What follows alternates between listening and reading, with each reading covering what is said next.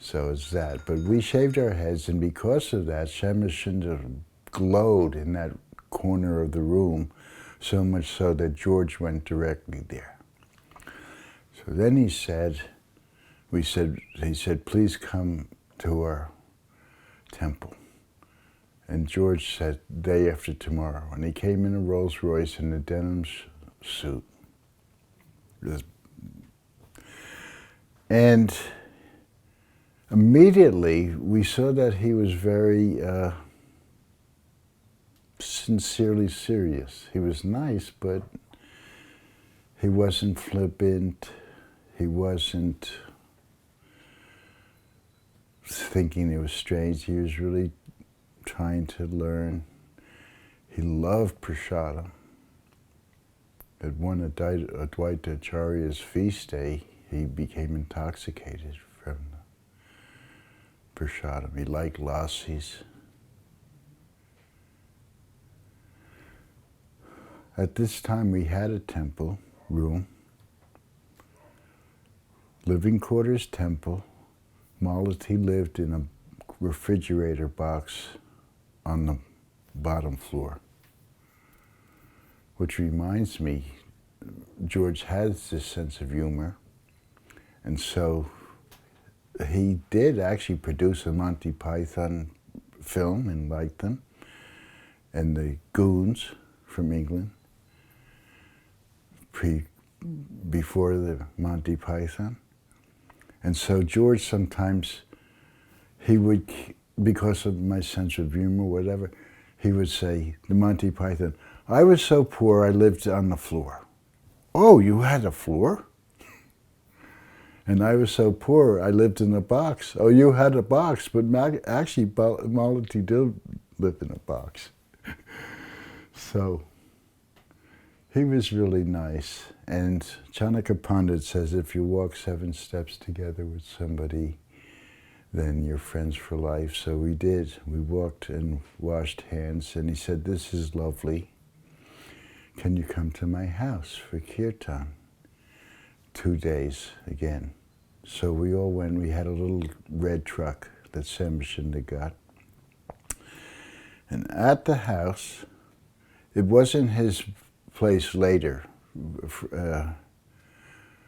Friars Park. It was a suburb house in Sussex, but it was a nice house.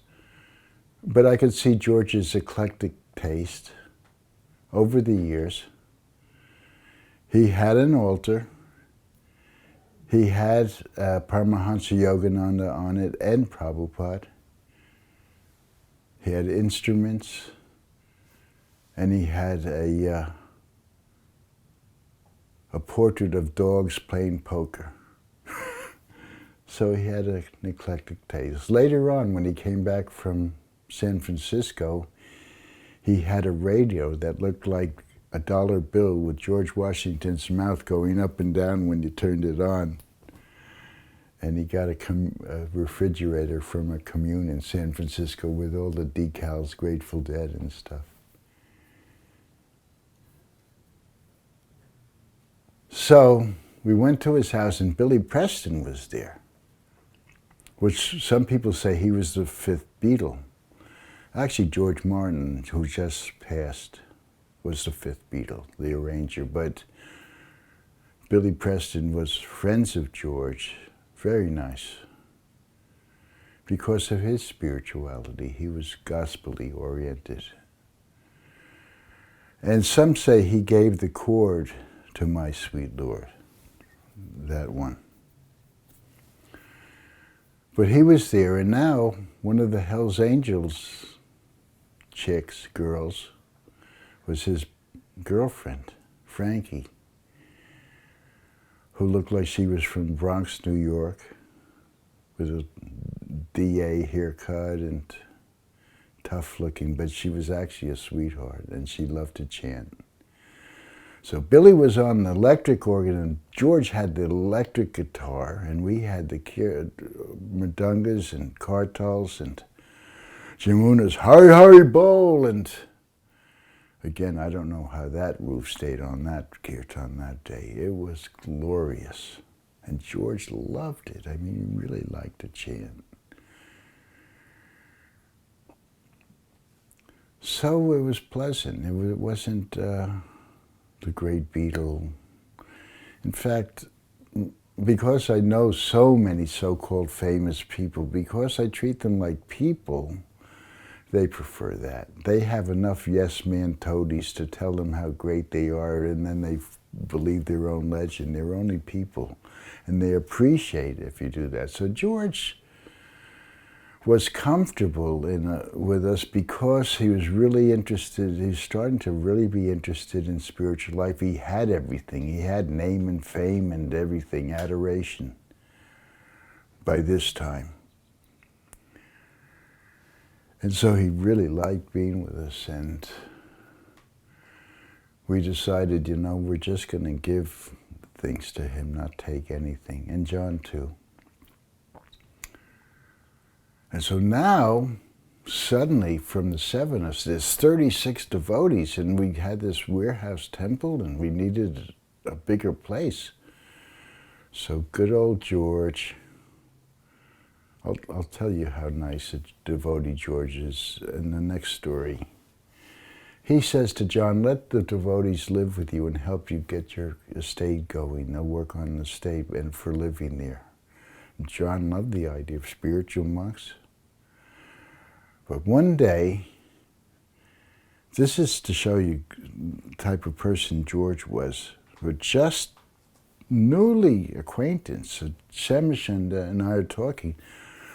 Well, they're starting a temple in Paris, and we should go help them. And this is Prabhupada. One time we were in India, and somebody was having trouble in Europe, and Prabhupada said, why aren't you helping that person?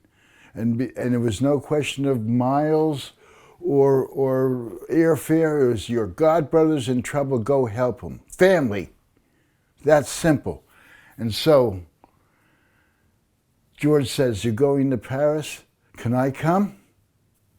Okay, George. Sure, you can come. He wanted to help out. We're in the biggest hotel, Savoy Hotel.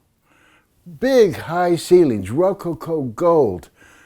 George and John are at the table. George and Semachanda are at the table with French literature. And I'm at the door keeping 2 reporters at a time. And it's big doors up to the ceiling. Okay, 2 reporters go there to the table.